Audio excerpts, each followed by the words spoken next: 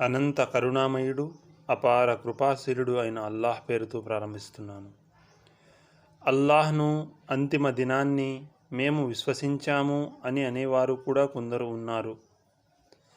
కానీ వాస్తవంగా వారు విశ్వాసులు కారు.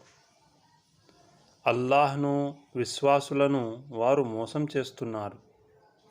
కానీ యథార్థంగా వారు తమను తాము తప్ప మరెవరినీ మోసం చేయటం లేదు. అయితే ఈ విషయాన్ని వారు గ్రహించటం లేదు. వారి హృదయాలకు ఒక రోగం పట్టుకుంది. అల్లాహ్ ఆ రోగాన్ని మరింత అధికం చేశాడు. వారు చెప్పే ఈ అబద్ధానికి గాను వారికి వ్యధాభరితమైన శిక్ష పడుతుంది. అవనిలో కల్లోలాన్ని రేకెత్తించకండి అని వారితో అన్నప్పుడల్లా వారు మేము సంస్కర్తలము మాత్రమే అని అంటారు. జాగ్రత్త, వాస్తవంగా వారే అసలు కల్లోలాన్ని సృష్టించేవారు. కానీ వారు గ్రహించటం లేదు.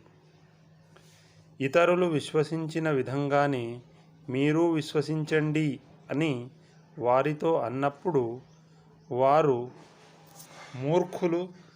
విశ్వసించిన విధంగా మేము విశ్వసించాలా అని జవాబిస్తారు. జాగ్రత్త, వాస్తవంగా వారే మూర్ఖులు, కానీ అది వారికి తెలియదు. విశ్వాసులను కలిసినప్పుడు వారు మేము విశ్వసించాము అని అంటారు. కానీ తమ శైతానులను ఏకాంతంగా కలిసినప్పుడు వారు అసలు మేము మీతోనే ఉన్నాము, వారిని కేవలం ఎగతాళి చేస్తున్నాము అని అంటారు. అల్లాహ్ వారిని ఎగతాళి చేస్తున్నాడు. ఆయన వారికి వ్యవధనిస్తూ పోతున్నాడు. వారు తలబెరుసుతనం వల్ల అంధులై గమ్యరహితంగా తిరుగుతూ పోతున్నారు. సన్మార్గానికి బదులుగా అపమార్గాన్ని కొనుక్కున్న ప్రజలు వారే. కానీ వారి ఈ బేరం వారికి లాభదాయకమైంది కాదు. వారు ఏమాత్రం సత్య మార్గంలో లేరు. వారి ఉపమానం ఇలా ఉంది. ఒక వ్యక్తి నిప్పు రాజేసినంతనే పరిసరాలన్నీ ప్రకాశించాయి. అప్పుడు అల్లాహ్ వారి కంటి వెలుగును హరింపచేసి అంధకారంలో ఏమీ కానరాని స్థితిలో వారిని వదిలాడు. వారు చెవిటివారు, మూగవారు, గ్రుడ్డివారు. ఇక వారు రుజుమార్గానికి మరలి రారు. లేదా మరొక ఉపమానం. ఆకాశం నుండి భారీగా వర్షం కురుస్తోంది. దానికి తోడు చిమ్మ చీకట్లు, ఉరుములు, మెరుపులు.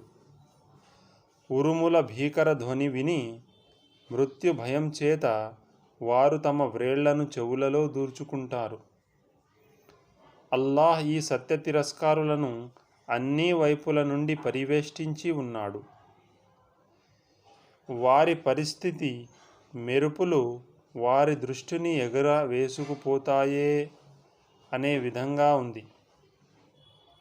వెలుగును చూసినప్పుడల్లా వారు కొంత దూరం నడుస్తారు. చీకటి క్రమ్ముకోగానే ఆగిపోతారు. అల్లాహ్ కోరితే వారి వినికిడిని, వారు చూపును సంపూర్ణంగా నశింపచేసేవాడే. నిశ్చయంగా ఆయన ప్రతీదీ చేయగల సమర్థుడు.